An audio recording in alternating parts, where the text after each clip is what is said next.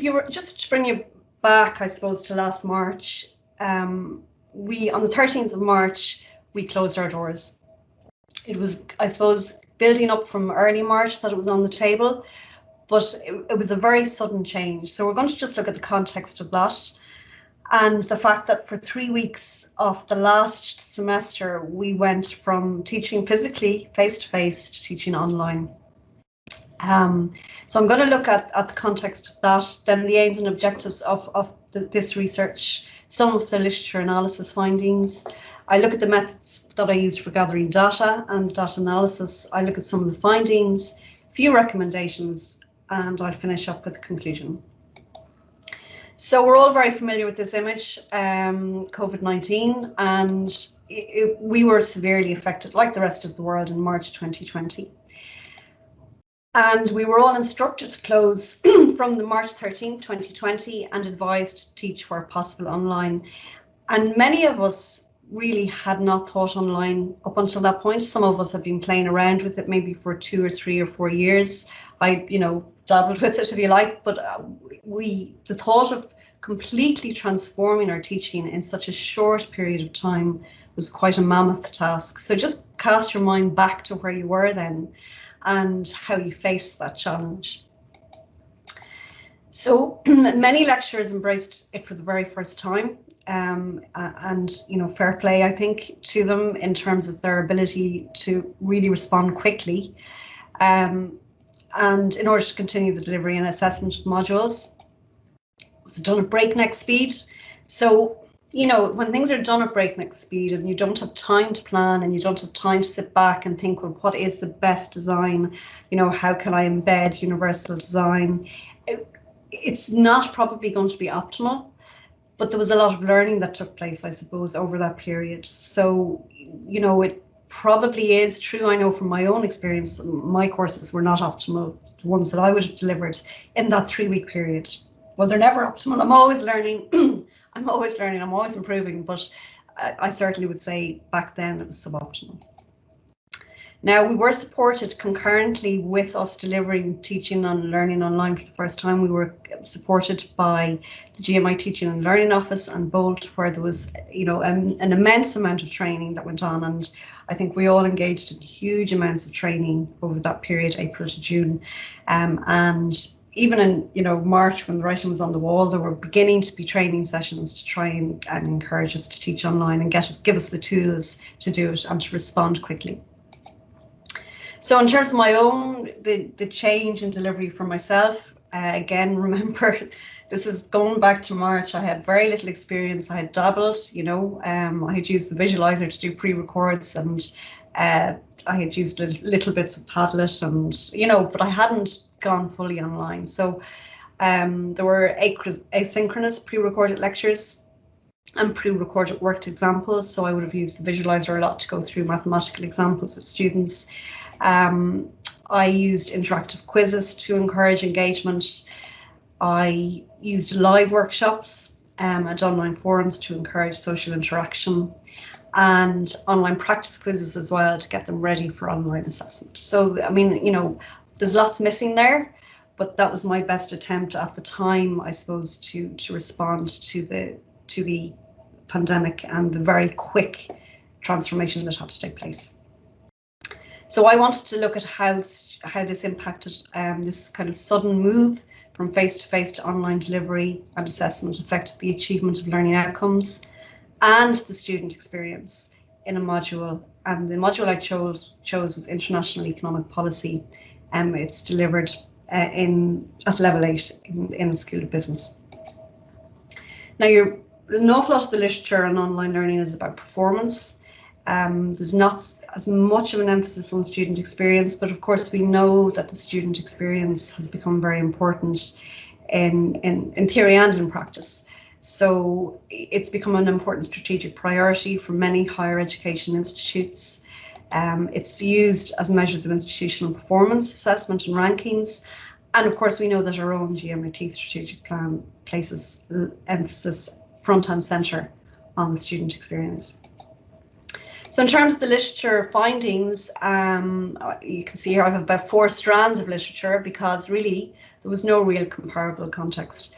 I started, first of all, there's lots on the economic impact of pandemics, and we know that for COVID-19, for example, I'm an economist, so the amount of publication on the economic impact of COVID-19 is overwhelming, actually.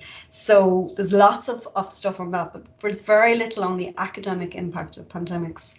Now, Van et al. Did look at a university in Sydney for H1N1 back in 2009, if you can cast your mind back to then, but they didn't really they couldn't look at the student experience from a university completely closed because, of course, the university didn't close like universities did all over the world in March.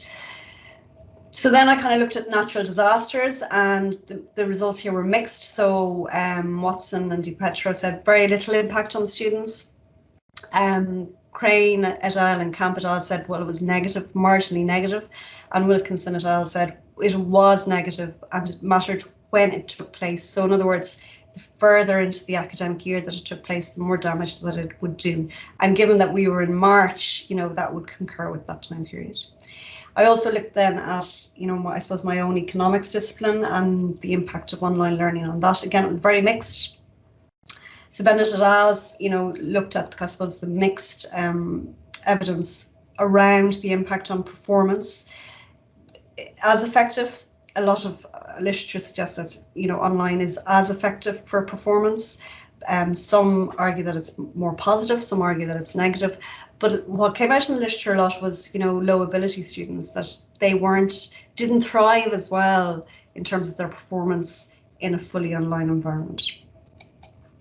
So it was a case study, very much looking at one point in time, and it was a mixed method approach. So I selected my site. My site was International Economic Policy. 88 students in that class. So not a very large class, but 88 students in that class, and about 69% of them answered the survey.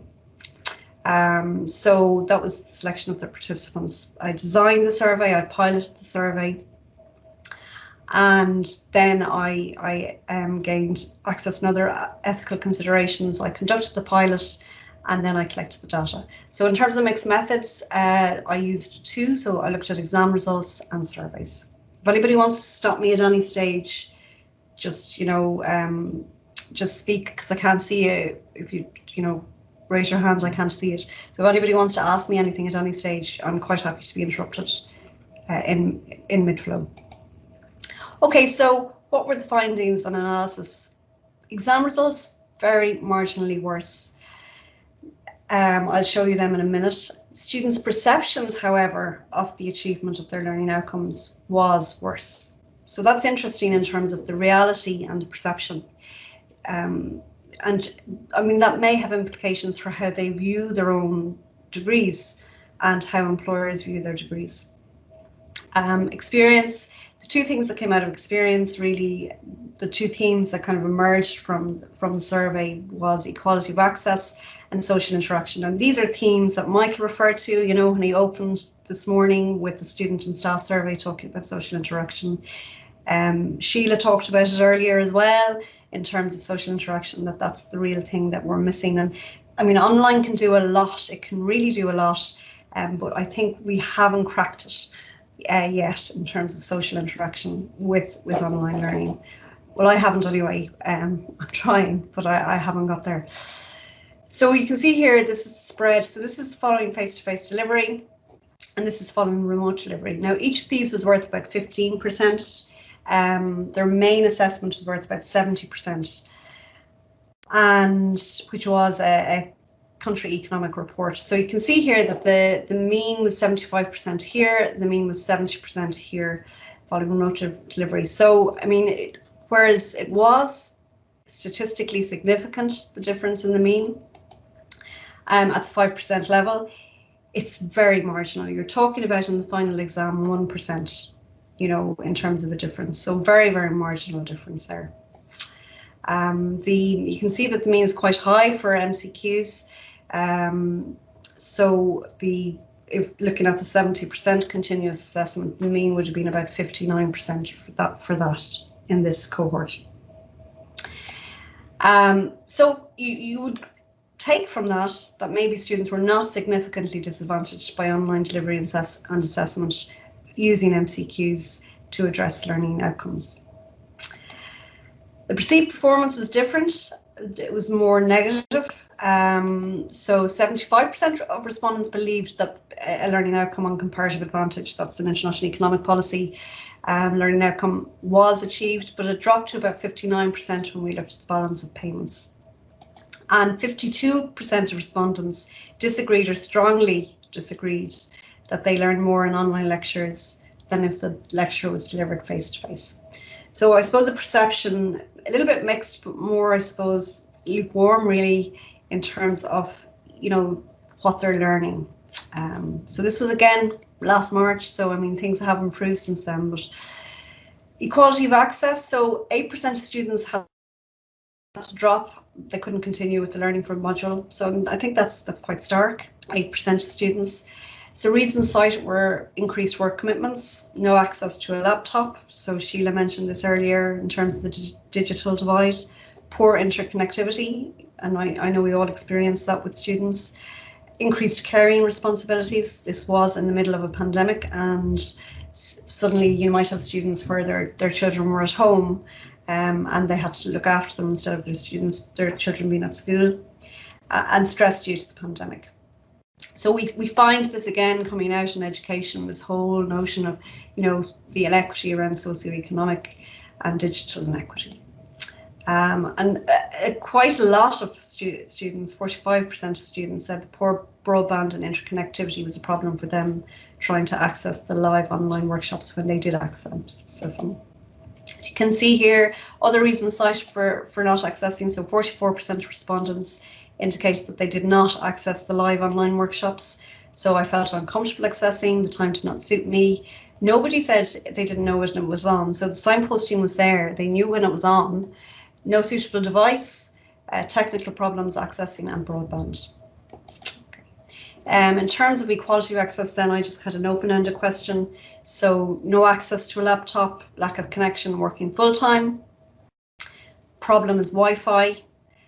Difficult to follow everything online, and this came through again and again actually, you know, finding where things were on the Moodle page, being confused about, you know, where the notes were, where the assessments were. So that kind of came through.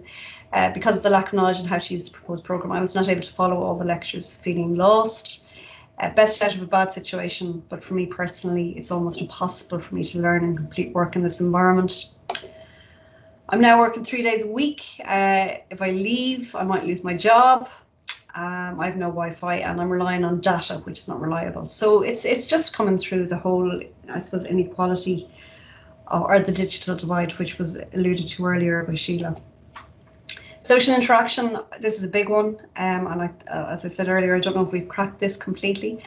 So it's important for learning. We know this in the literature for a long time, and meaningful learning often occurs when individuals are engaged in social activities such as interaction and collaboration. So I'm drawing on Vygotsky there and Dewey, social constructivists.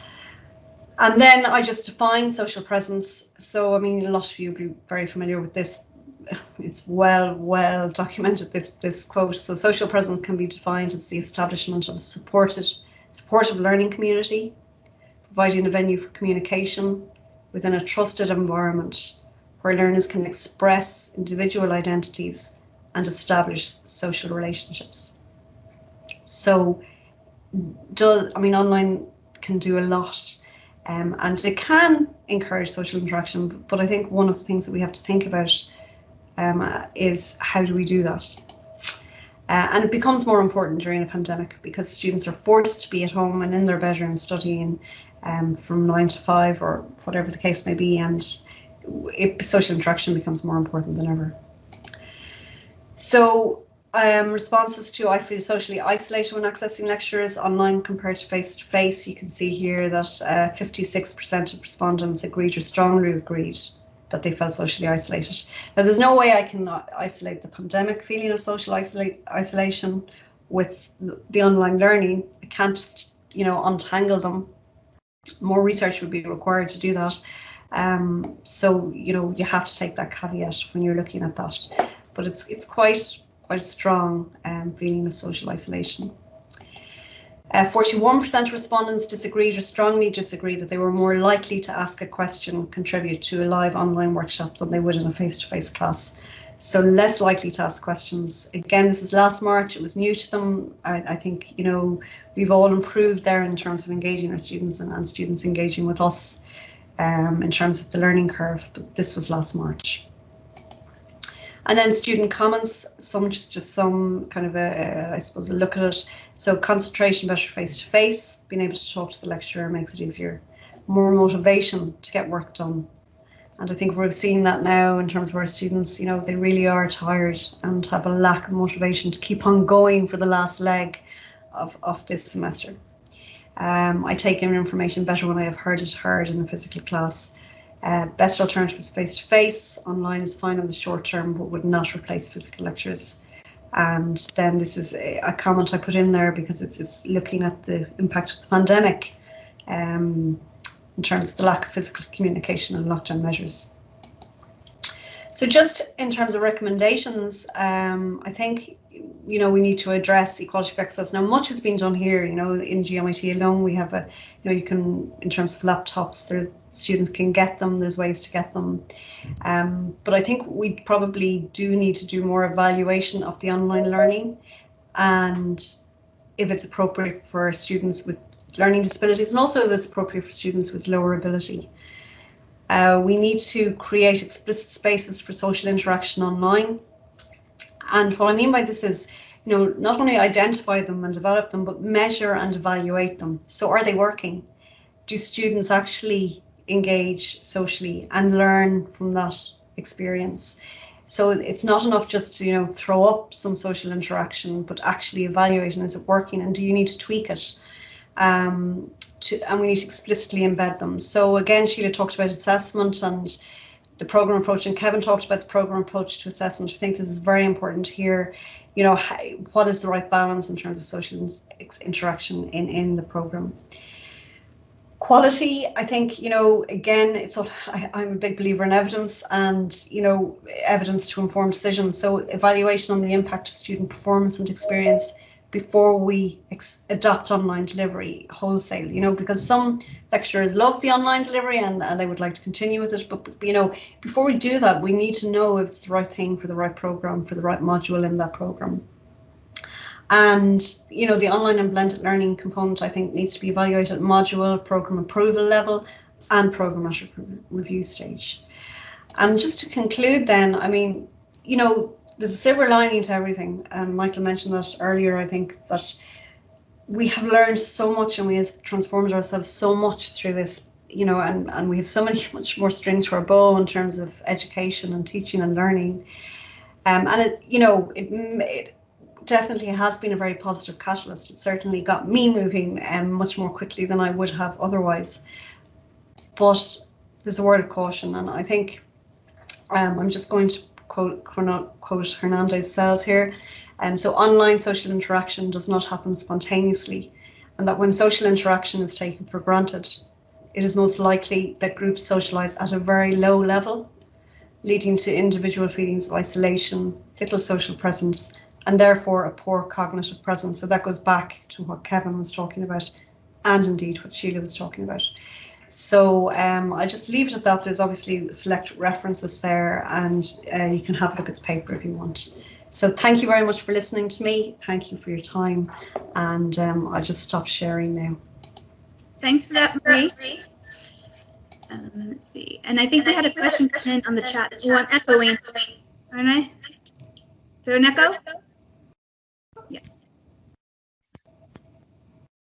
Is there a question there? Yeah, from Eleanor. Marie, well done. Excellent research. So thorough as you are with all your work.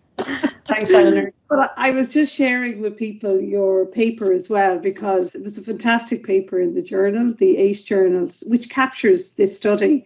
So it's fantastic. Lots of insights.